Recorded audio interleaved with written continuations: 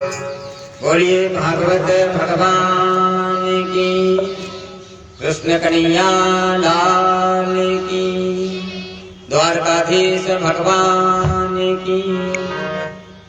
परम मंगलमय रामचरितमानस के माध्यम से और पूज्यपाद गोस्वामी तुलसीदास जी महाराज ने स्पष्ट कह दिया कि जब जब होए धर्म की हानि, बाढ़ी असुर अधम अभिमान।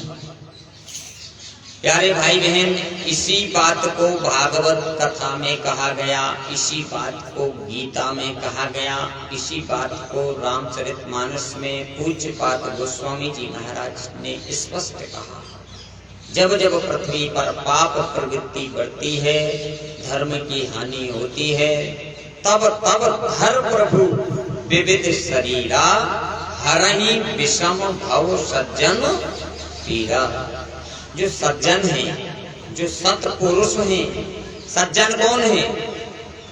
जो सत्संग के मार्ग पर चल रहे हैं, जो भक्ति मार्ग पर चल रहे हैं, जो दूसरे के दुख में सम्मिलित हो जाते हैं, जो दूसरे के दुख को अपना ही दुख समझ लेते हैं, जो दूसरे दीन दुखियों की सहायता करते हैं, जो भूखे को भोजन खिलाते हैं, उनको सज्जन कहा गया। तो भगवान फिर अवतार लेकर के सज्जनों की रक्षा करते हैं, धर्म की स्थापना करते हैं। बोलिए भागवत भगवान की जय। प्यारे भाई बहन, भगवान,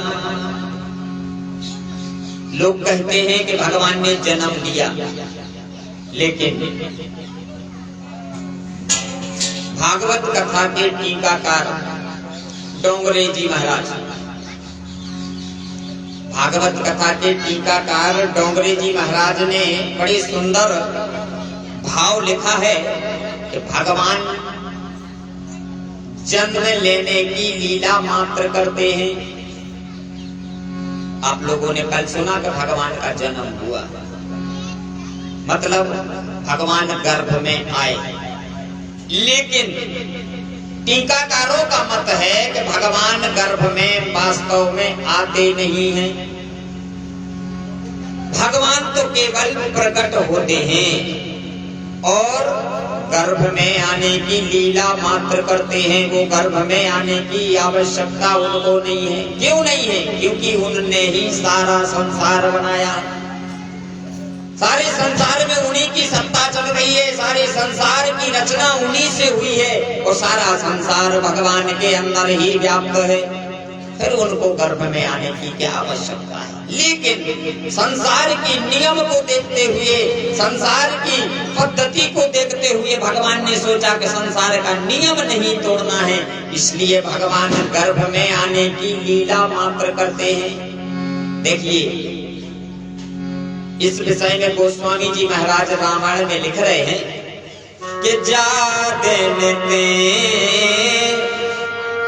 हरि गर्भ वहीं आए, नित नव मंगल मोद बधाई। स्पष्ट लिखा कि नहीं लिखा? जाते हरि गर्भ वहीं आए, नित नव मंगल मोद बधाई।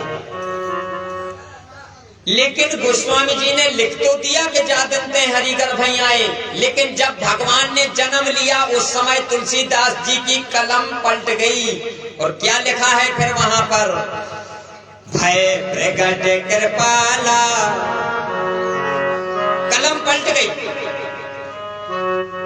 भय प्रगट कृपाला, दीन दयाला, कौशल्या हितकारी।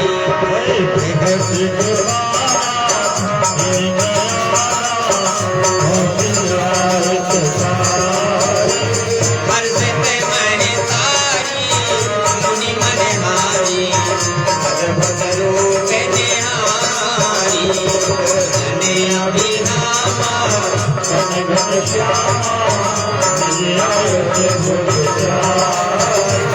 भूषण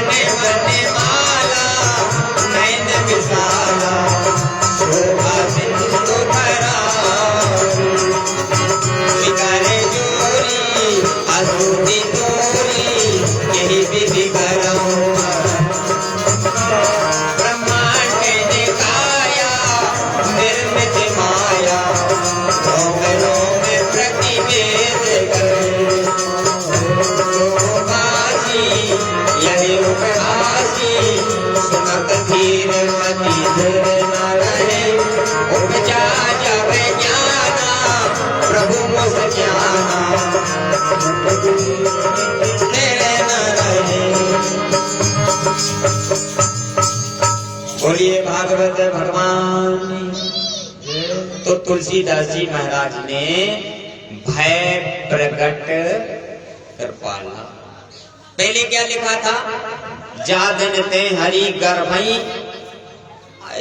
गर्भ में आने को स्पष्ट चौपाई के माध्यम से लिखा है, लेकिन भगवान गर्भ में आते नहीं हैं, गर्भ में आने की लीला मात्र करते हैं। इसलिए गोस्वामी जी महाराज ने जब भगवान प्रकट हुए हैं तो स्पष्ट कह दिया कि भय प्रकट कृपाला। तो प्यारे भाई बहन, भगवान कृष्ण का जन्मोत्सव जो आपने कल जन्म का आनंद लिया, तो भगवान गर्भ में नहीं आए, भगवान तो प्रकट होते हैं लेकिन गर्भ में आने की लीला करते। क्यों? कि भगवान, भगवान का अर्थ क्या होता है? भगवान, जो भग की आन है, जिनसे सारा संसार बना है, जो ब्रह्मा बनकर के रचना करते हैं, जो नारायण बनकर के भरण पोषण करते हैं, जो रुद्र रूप धारण करके संहार करते हैं, ऐसे पार ब्रह्म परमात्मा अखंड ब्रह्मांड नायक जगत पिता जगदीश्वर भगवान कभी गर्भ में नहीं आते। बोलिए भागवत भगवान की। और भगवान कंस के कारागृह में मथुरा में प्रकट हुए, और जब मथुरा में कंस के कारागृह में भगवान प्रकट होते हैं, भगवान के प्रकट होते ही 4 भुजाएं लेके आ गए। कैसे आए?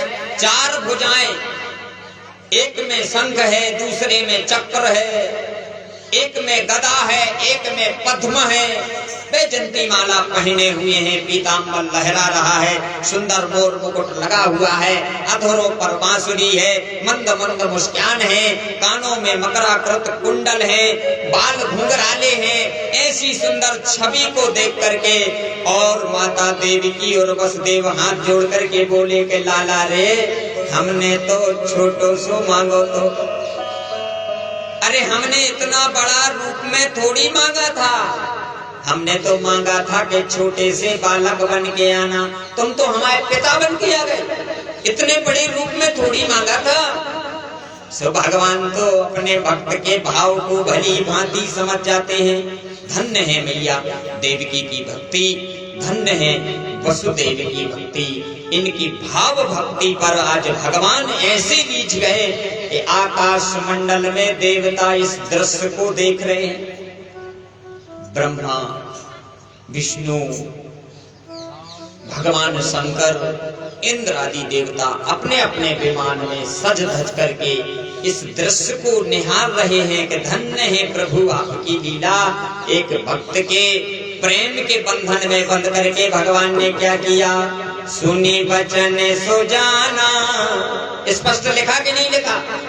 जैसे ही भगवान ने वचन सुना कि मेरी मैया कह रही है कि मैंने बालक रूप में मांगा था, बालक बन के आता, गोदी में खिलाती, स्तनपान कराती, लाड़ प्यार करती, अपने हाथों से आंखों में काजल लगाती, झंगुलिया पहनाती, स्नान करवाती, चोटी गूंथती, लेकिन लाला तू तो इतनो बड़ो बन के आ गयो, अब तेरी सेवा का मुझे अवसर ही नहीं मिलेगा। सो भगवान ने क्या किया? सुनी वचन सो जाना। भगवान ने जैसे ही वचन सुना, सुरोदन ठाना, होए बालक सुर भूपा। मैया के भाव वचनों को सुन करके आज कन्हैया तक्षण ही छोटे से बालक बन करके रोने लगे। ऐसे भगवान की लीला बड़ी दिव्य लीला है, बड़ी अपरंपार लीला है। प्यारे भाई बहन, भगवान भक्त के भाव पर रीच करके छोटे से बालक बन करके भगवान ने रोना चालू कर दिया। देवकी ने जाकर के कन्हैया को गोदी में उठाया, कपोलों का चुंबन करने लगी, स्तनपान कराने लगी, गोद में खिलाने लगी और कहने लगी, लाला ए कन्हैया लाला तू चुप हो जा, नहीं तो तेरा मामा कंस आ जाएगा। तेरे रोने की आवाज तेरे मामा कंस तक ना पहुंच जाए, नहीं तो तेरा मामा बड़ा ही दुष्ट है, बड़ा ही अत्याचारी दुराचारी है लाला रे। अगर उसको रोने की आवाज मिल जाएगी तो वो आकर के तुझे मार देगा। इसलिए कन्हैया चुप हो जा, ज्यादा रो मत। और भगवान रोए जा रहे हैं, रोए जा रहे हैं। आकाश मार्ग में देवता देख रहे हैं कि धन्य है देवकी और धन्य है वसुदेव की भक्ति, जिनकी गोद में सारे जगत का परम पिता परमात्मा, जिन्होंने सारी सृष्टि रचाई है, वो पार ब्रह्म परमात्मा आज देवकी और वसुदेव की गोद में रो रहा है। ऐसी भगवान की लीला विचित्र लीला है। देवता इस दृश्य को देख रहे हैं, आनंद मुक्त हो रहे हैं, रोम रोम रोमांचित हो जाता है। महाराज सुखदेव जी महाराज राजा परीक्षित से कहते हैं कि हे राजन, भगवान की लीला बड़ी दिव्य है। परीक्षित ने कहा महाराज, ये देवकी और वसुदेव पूर्व जन्म के कौन हैं? ऐसी कौन सी भक्ति की, ऐसी कौन सी तपस्या की जो पार ब्रह्म परमात्मा इनके यहाँ बालक बन के आए? सुखदेव जी महाराज कहते हैं राजा, पूर्व जन्म में देवकी और वसुदेव प्रश्नी और सूतपा नाम के प्रजापति थे। 10,000 वर्ष तक इन्होंने तपस्या की और तपस्या करने से भगवान प्रसन्न हुए। आकाशवाणी हुई, परमरूही वरदान मांग लो। तब इन्होंने पूर्व जन्म में तपस्या करके भगवान से वरदान मांगा था। और वरदान में क्या मांगा था? देखन चाहत पाल सुख। एक ब्रज से पुस्तक निकली है, रास विलास। उसमें बहुत अच्छा वर्णन मिलता है कि नंद यशोदा तप कियो,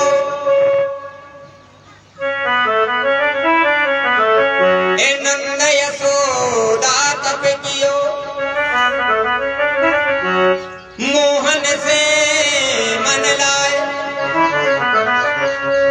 और देखन चाहत बाल सुख, रहे कछु दिन। महाराज सुखदेव जी महाराज कहते हैं कि हे राजन, नंद यशोदा पूर्व जन्म में प्रश्नी और सूतपा थे। देवकी और वसुदेव पूर्व जन्म में द्रोण और धारा नाम के प्रजापति थे। इन्होंने तपस्या करके भगवान से मांगा था, चाहूं तुम्हीं समान सुत। भगवान ने सोचा कि मेरे समान तो संसार में दूसरा कोई है नहीं। कृपया शांति से कथा सुने, शोर गुल न करें। देवकी वसुदेव पूर्व जन्म में द्रोण धारा नाम के प्रजापति थे। तपस्या की, भगवान प्रसन्न हुए, वरदान मांगा, चाहूं तुम्हीं समान सुत। मांगा कि हे प्रभु, हम तो तुम्हारे जैसा ही पुत्र चाहते हैं। प्यारे भाई बहन, भगवान के जैसा दूसरा कोई हो ही नहीं सकता। ना कोई ब्रह्म की बराबरी कर सकता है, ना कोई ब्रह्म की तुलना कर सकता है। तब भगवान ने विचार किया कि जब मेरे समान मांगा है तो मेरे समान तो दूसरा कोई है ही नहीं। भगवान ने कहा ठीक है, तथा अस्तु, जाओ वरदान देते हैं, हम स्वयं तुम्हारे यहाँ पुत्र बन के आएंगे। वही द्रोण धरा नाम के प्रजापति देवकी और वसुदेव के रूप में द्वापर में जन्म लिए और भगवान ने इनकी यहाँ वरदान की पूर्ति करने के लिए पुत्र बन करके प्रकट हुए। बोलिए बाल कृष्ण भगवान की। हे महाराज, इस प्रकार भगवान की लीला बड़ी दिव्य है। प्यारे भाई बहन, कुछ और इसमें मार्मिक शब्द छिपे हुए हैं जिनको हम सुनेंगे कि भगवान ने भादों के महीना में जन्म क्यों लिया। गुरु रहस्य की कथा है। भगवान ने भादों में ही जन्म क्यों लिया था? त्रेता युग में जब भगवान मर्यादा पुरुषोत्तम प्रभु श्री राम जी ने जन्म लिया था, तो त्रेता युग में भगवान राम ने चैत के महीना में जन्म लिया और ये भादों का महीना इतना अंधेरा है, इसमें बरसात होने के कारण से भादों की अंधेरी रात जैसी रात किसी महीने में नहीं होती। तो महाराज वर्णन मिलता है कि भादों का महीना त्रेता युग में राम जी के पास गया था और कहने लगा कि हमें क्यों छोड़ दिया, चैत में चले गए। भादों के महीने में कठिन अंधेरी रात होती है ना प्रभु, समझ गए, इसीलिए तो तुम हमें छोड़ के चले गए। भादों के महीने में अधिक बरसात होती है ना, इसलिए तुम हमें छोड़ के चले गए। तो महाराज ये भादों का महीना जब राम जी से इस प्रकार प्रार्थना करता है, तब त्रेता युग में भगवान राम ने भादों के महीना को वरदान दे दिया था और कहा तुम चिंता मत करो, जब हमारा द्वापर युग में जन्म होगा तो द्वापर युग में हम भादों के महीना में ही जन्म लेंगे, जाओ वरदान दे दिया। त्रेता में भगवान ने भादों के महीना को वरदान दे दिया। अब भगवान कृष्ण ने अष्टमी तिथि को जन्म क्यों लिया? अच्छा, भगवान राम ने कौन सी तिथि को जन्म लिया है बताइए? राम जी ने कौन सी तिथि को जन्म लिया? नवमी। स्पष्ट पूज्यपाद गोस्वामी जी महाराज ने चौपाई में लिखा है कि नवमी तिथि मधुमास पुनीता,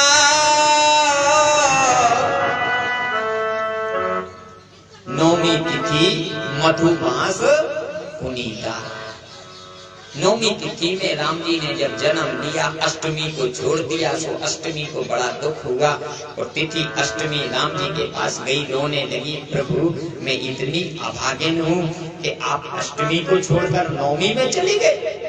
राम जी ने कहा, अष्टमी तुम ज्यादा चिंता मत करना, दुखी मत होना, अगर तुम हमारे पास याचना लेके आई हो तो जाओ वरदान देते हैं, द्वापर में अष्टमी को ही आएंगे। इसलिए प्यारे भाई बहन, राम जी ने वरदान दिया था, उसकी पूर्ति करने के लिए भगवान ने द्वापर में अष्टमी तिथि को जन्म लिया। बोल कृष्ण कन्हैया लाल की।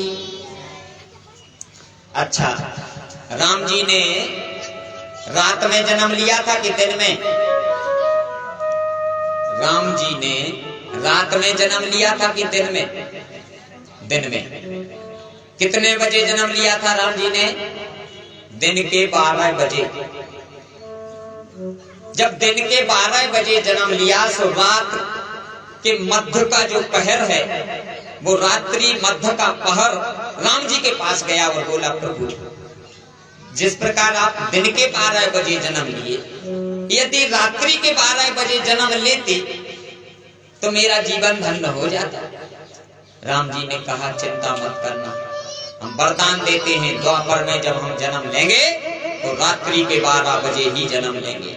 इसलिए प्यारे भाई बहन, भगवान कृष्ण रात के 12 बजे जन्म लेते हैं।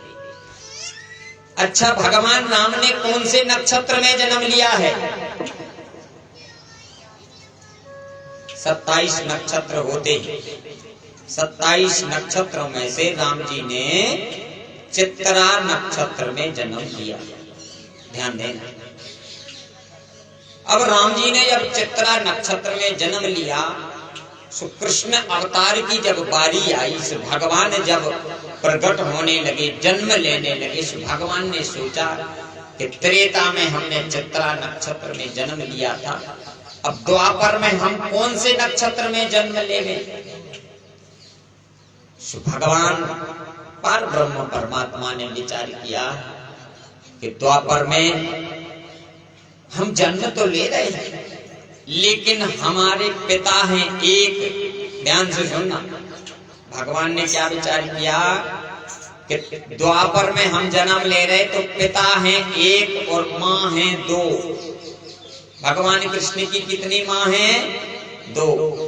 पहली माँ कौन सी है? रोहिणी। और दूसरी माँ देवकी। अब भगवान ने विचार किया कि द्वापर में हम जन्म तो ले रहे हैं, लेकिन जब मेरी जन्म की कुंडली बनाई जाएगी, प्यारे भाई बहन ध्यान से सुनना, बहुत मर्म की बात है।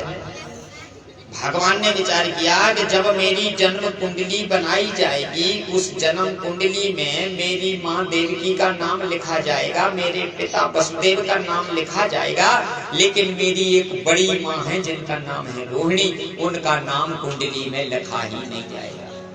और जब रोहिणी का नाम कुंडली में लिखा नहीं जाएगा, वो सबके सामने कुंडली पढ़ के सुनाई जाएगी और मेरी बड़ी माँ का नाम उसमें नहीं होगा, तो शायद मेरी बड़ी माँ को मन में बुरा ना लग जाए।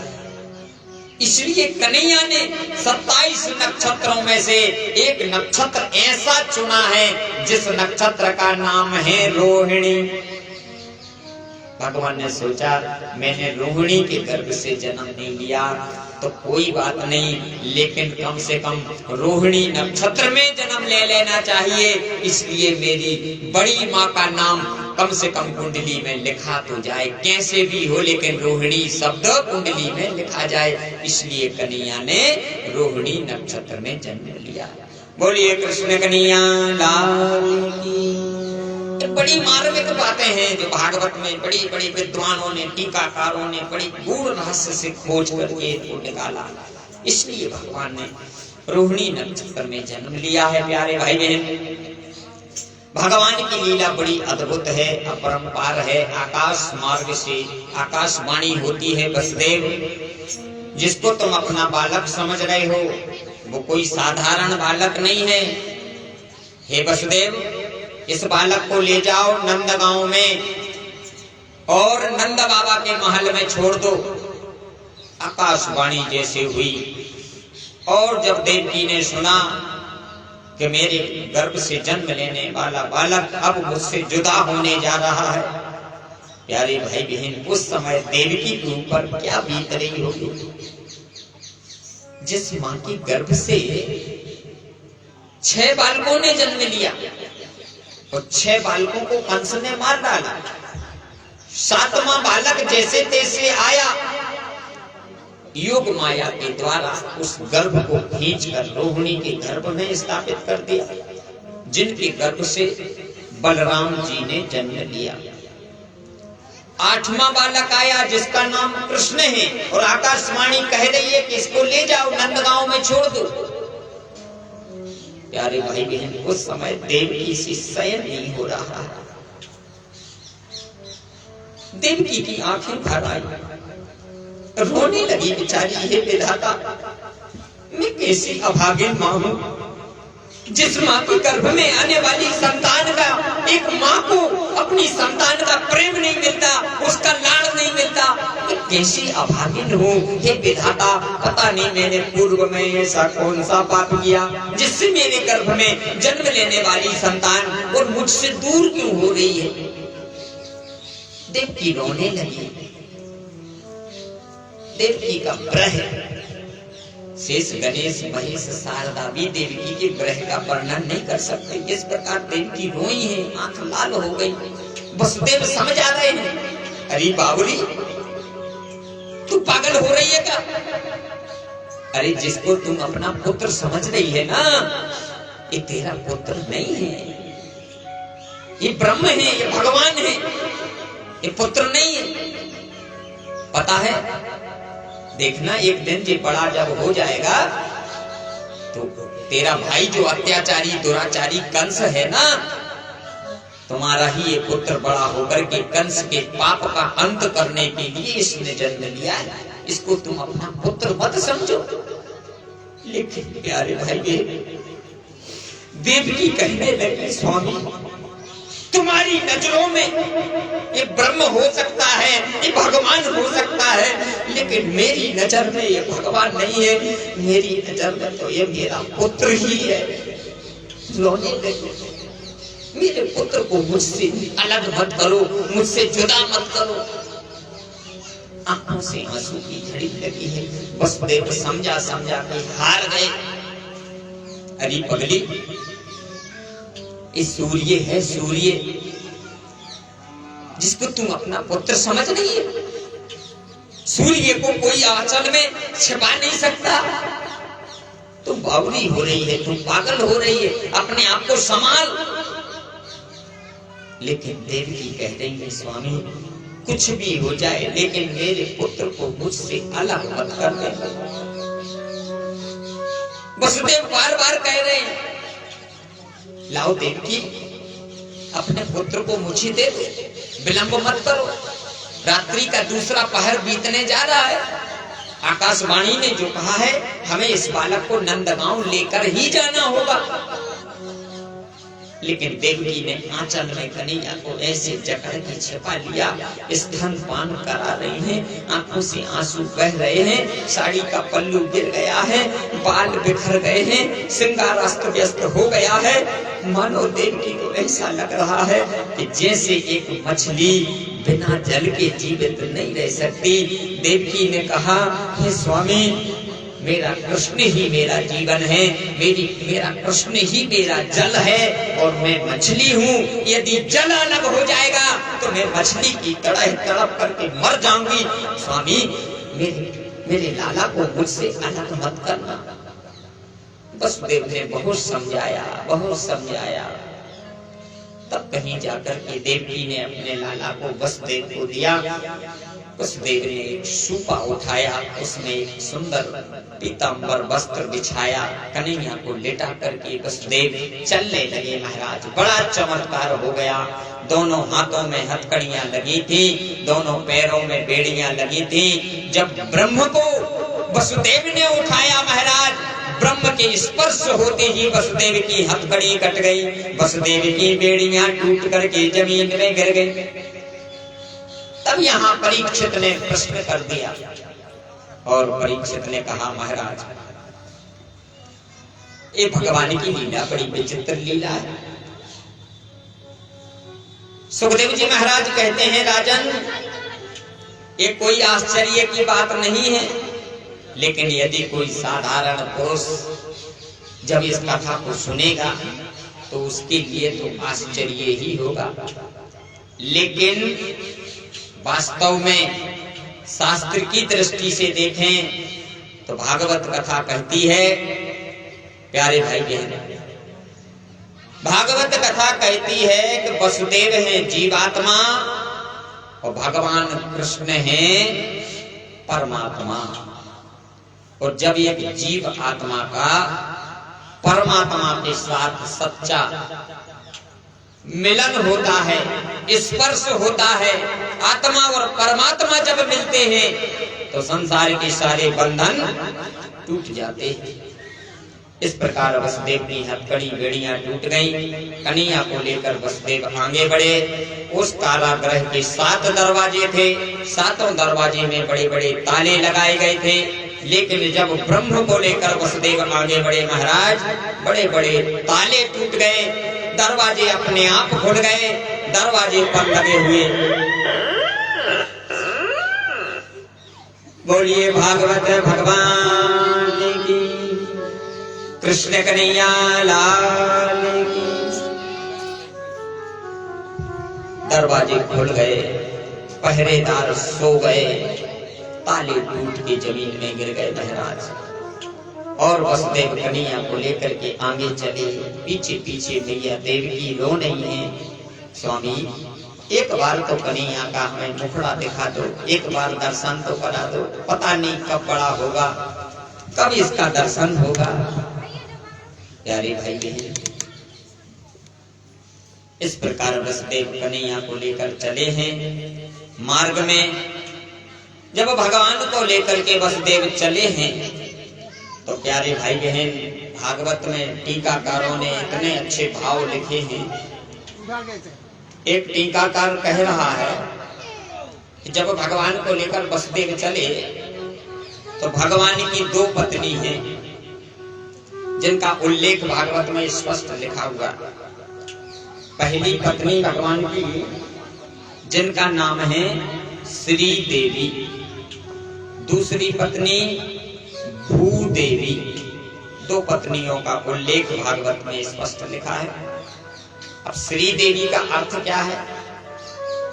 श्री देवी का अर्थ है लक्ष्मी और भूदेवी का अर्थ है पृथ्वी। दोनों पत्नियों का उल्लेख भागवत में स्पष्ट मिलता है। तो प्यारे भाई बहन, जब कन्हैया को लेकर के वसुदेव चलने लगे तो पृथ्वी ने सोचा कि कई वर्ष बीत गए। क्या सोचा? कई वर्ष बीतने के बाद मेरा पति आ रहा है।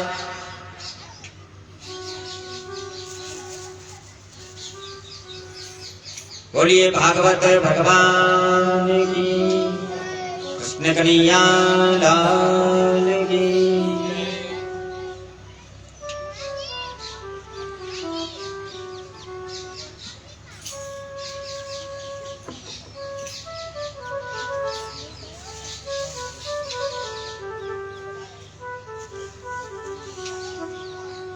प्यारे भाई बहन, जब वसुदेव कन्हैया को लेके चले तो पृथ्वी भगवान विष्णु की पत्नी है। मैं नहीं कह रहा हूं, भागवत कथा कह रही है कि भगवान की पत्नी पृथ्वी को जब पता चला कि कई वर्ष बीत जाने के बाद आज मेरा पति आ रहा है, तो प्यारे भाई बहन, पृथ्वी ने क्या किया? बोले 16 श्रृंगार कर लिए। 16 श्रृंगार कौन कौन से किए हैं? ऐसी सज गई पृथ्वी, जहां पृथ्वी में गड्ढा थे वो गड्ढा अपने आप भर गए। जहां जमीन ऊंची नीची थी वो जमीन सम हो गई।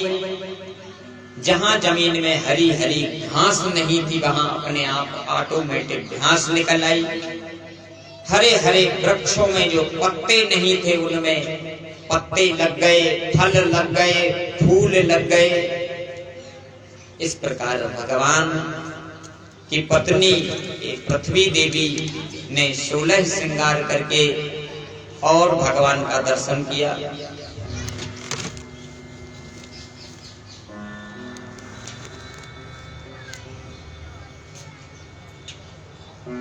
प्यारे भाई बहन, कन्हैया को लेकर के भगवान को लेकर के वसुदेव आगे बढ़े। एक टीकाकार ने लिखा है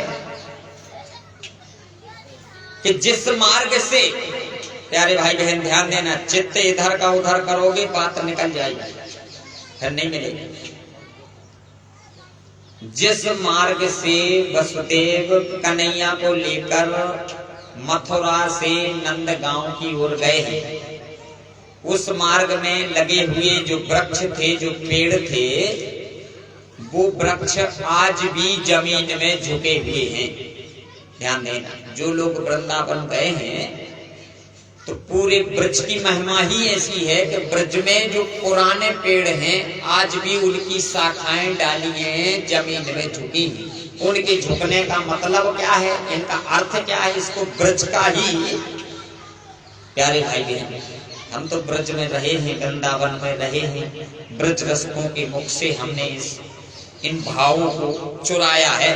ये हर जगह मिलते नहीं है, इनको कितना भी खोजते रहो लेकिन ये विद्वानों के पास ही मिलेंगे, सबके बस की बात नहीं।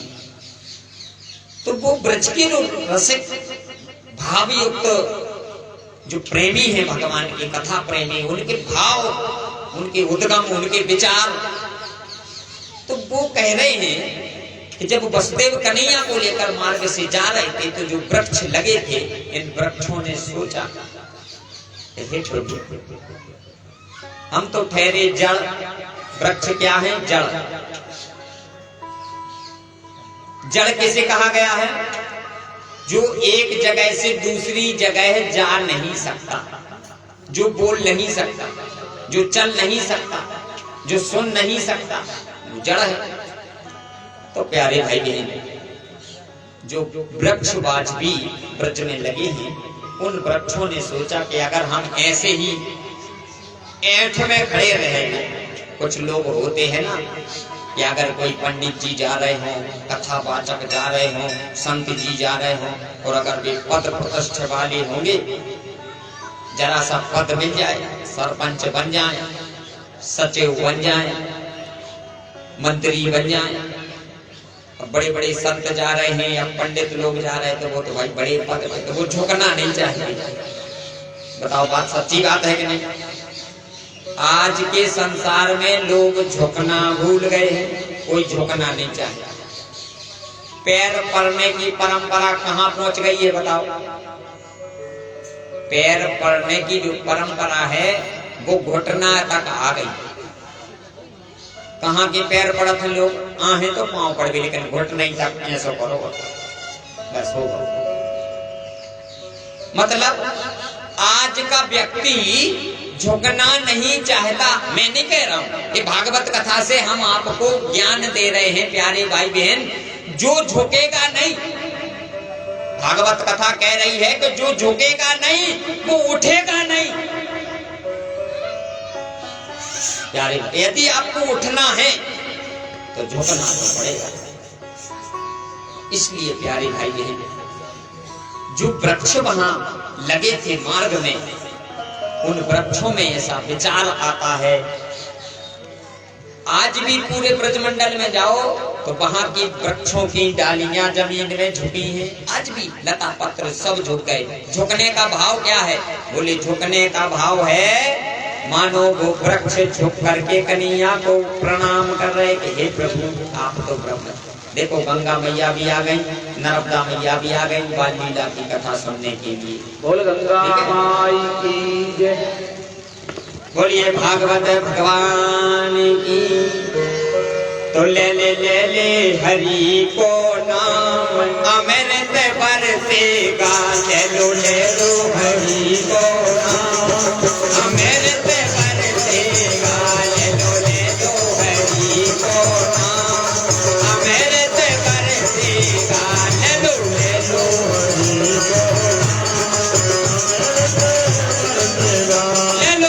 को प्रभु को नाम अमृत बरसेगा। ले लो प्रभु को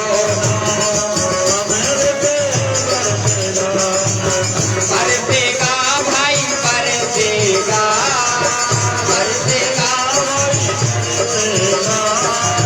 बरसेगा भाई बरसेगा,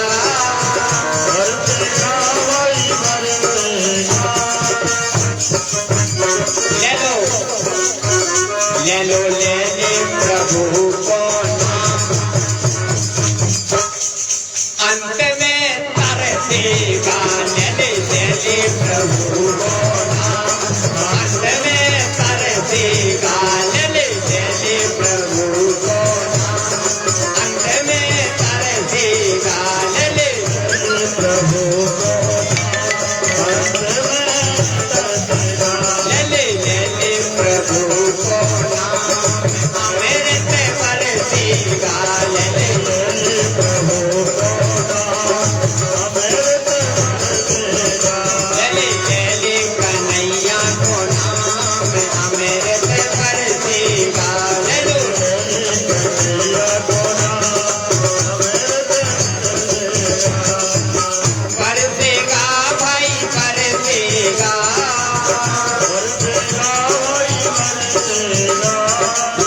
बरसेगा भाई बरसेगा। ले लो हरि को अंत में तरसेगा।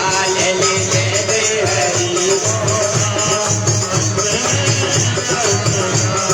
ले लो प्रभु को नाम अमृत बरसेगा। ले लो प्रभु को नाम अमृत बरसेगा। ले लो प्रभु को नाम अमृत। बोले कृष्ण कन्हैया। जहाँ भगवान की कथा होती है वहाँ अमृत बरसता ही बरसता है, और जो भगवान का नाम लेता है उसको अमृत मिलता है। और अमृत की एक बूंद ऊपर गिर जाए, समझ जाओ नैया पार हो गई। अब जो कथा में आया होगा उसके ऊपर अमृत बरस बूंद गिरी हुई है। और जो नहीं आओ भैया घर ही बैठो तो अमृत कैसे मिल जाएगा? क्यों? क्योंकि भागवत कथा कहती है कि जिसको प्यास लगती है, एक शायर ने कहा है, जिसको प्यास लगती है वो कुआं के पास जाता है, जिसको प्यास लगती है वो कुआं के पास जाता है, और कुआं कभी प्यासे के पास नहीं आता है। बताओ, अगर प्यास लगी हुई घर में और तुम सोचो कि कुआं आ जाए, तो ऐसा कभी हुआ? नहीं हुआ। कुआं नहीं चलता। अगर प्यास होती है तो कुएं के पास हमें जाना पड़ता है। तो कहने का अर्थ है कि जिसको भागवत कथा की प्यास होगी वो चल करके यहाँ घाट तक आएगा, क्योंकि ये गंगा का घाट है, ये भागवत गंगा बह रही है, ये भागीरथी गंगा बह रही है। वो जिसको भवसागर से पार उतरना होगा वो इस घाट पर आएगा, इस नाव में बैठेगा और उसकी नैया भवसागर से पार हो जाएगी। बोलो भागवत भगवान की। प्यारे भाई, इसलिए कथा कहाँ चल रही है? झुकना सीख जाओ।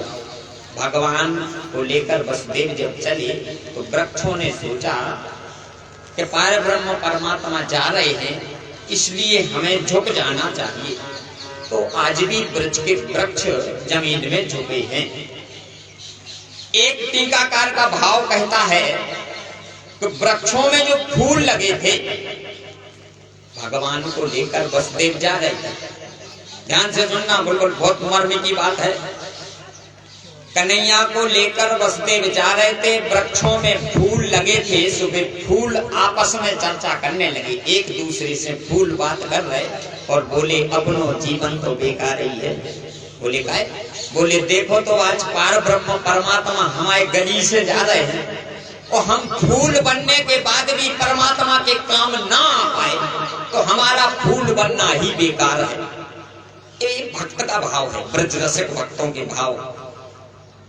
तो वो रसिक, वो भक्त क्या कह रहे हैं कि जब वो फूल आपस में बात कर रहे थे सो हवा चल रही थी, हवा चल रही थी। सो वायु देवता ने सुन लिया कि फूल कह रहे थे अपनों तो जीवन नहीं बेकार है।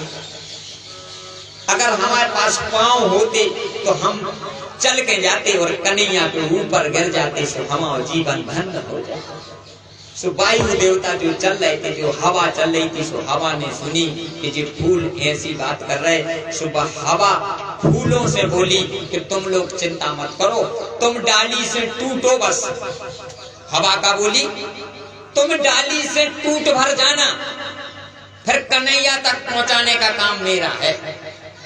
प्यारे भाई बहन, ब्रज रसिकों के भाव देखो। सो प्यारे भाई बहन, जब वो फूल डाली से टूटे, सो वायु देवता ने ऐसा झरोका दिया कि वो सब फूल जा करके जिस टोकनी में वसुदेव कन्हैया को लेकर जा रहे थे, उस टोकनी में फूल गिरने लगे, कुछ फूल जमीन में बिछने लगे। बोलो भागवत भगवान की। ये ब्रज रसिकों के भाव, ये कथा है कन्हैया की बाल लीला की कथा। कैसे कैसे पुष्पों ने कन्हैया का स्वागत किया है। जूही, चंपा, चमेली, गेंदा सब जाकर के कन्हैया को प्रणाम कर रहे हैं, कन्हैया के ऊपर जाकर के उनको सजा रहे हैं कि आज मेरा जीवन धन्य हो गया, आज मेरा जीवन सफल हो गया, जो आज भगवान मेरे दरवाजे पर आ गए। प्यारे भाई बहन, इसलिए तो कहते हैं कि राहों में नजर रखना,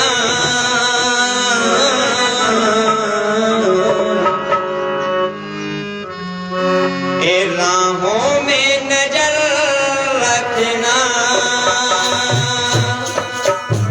होठों पे दुआ करना, आ जाए प्रभु शायद दरवाजा खुला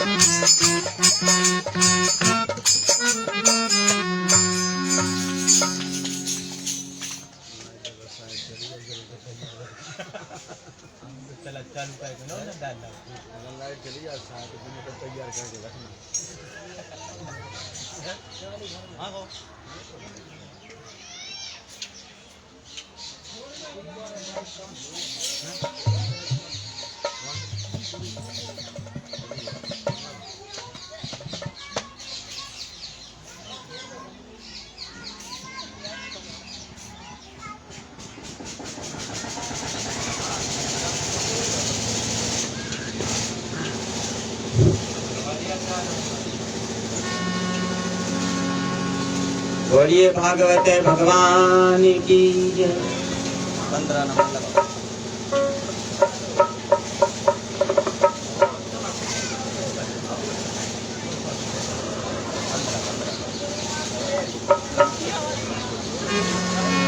आ जाए प्रभु शायद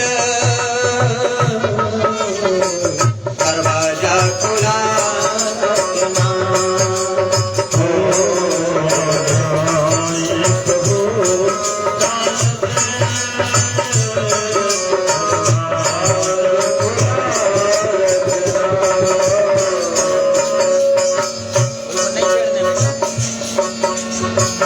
राहों में नजर रखना, होठों पे दुआ करना। आ जाए प्रभु शायद दरवाजा खुला रखना। आ जाए प्रभु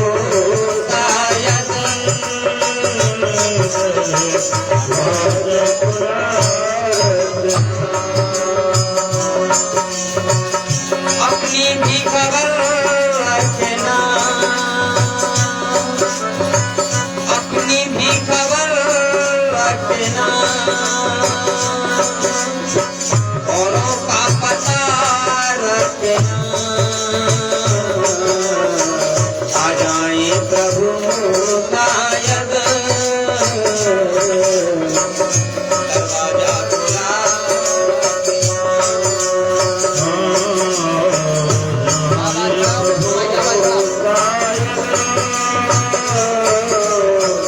दरवाजा खुला रखना।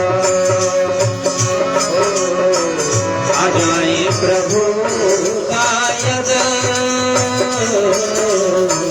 दरवाजा खुला। बोलिए भागवत भगवान की। प्यारे भाई बहन, भगवान की लीला बड़ी ही अपरंपार है। पार ब्रह्म परमात्मा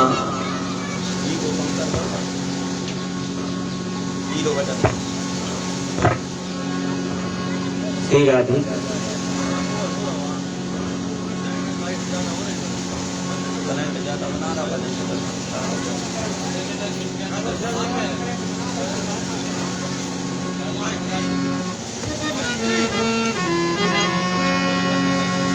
आज भगवान की लीला बड़ी ही अद्भुत है।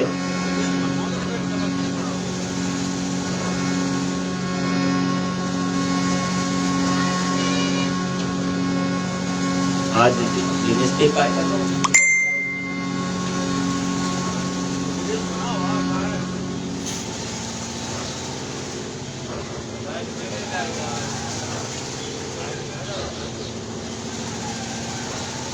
बोलो कृष्ण कन्हैया लाल की जय।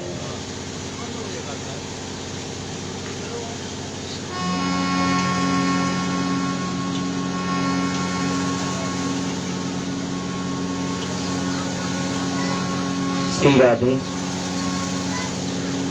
लोड नहीं ले पा रहा।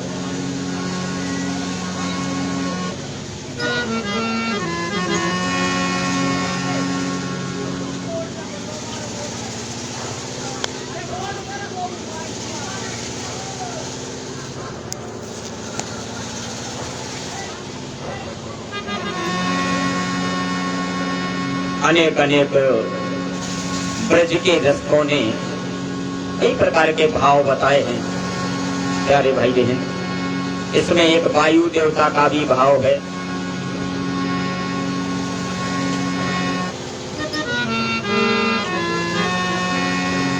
सीधा जी।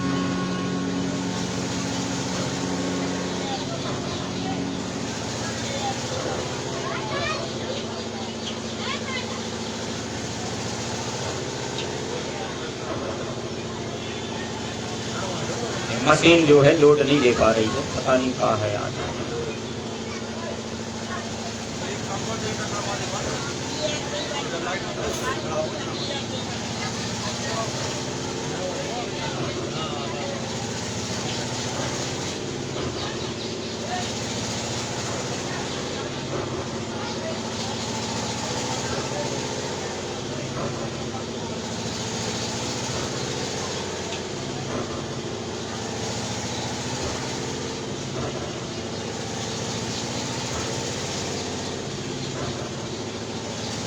क्या हो रहा भैया, मशीन उठा ही नहीं रही। बोर्ड लगाना पड़ेगा। गाय से पड़ रहा हो तो अबे तो भूख नहीं हुआ नहीं मिला तो चलो अपने आप पड़ेगा, कम हो रहा है तो वोल्टेज पड़ेगा। बहुत बदला कर चुका है।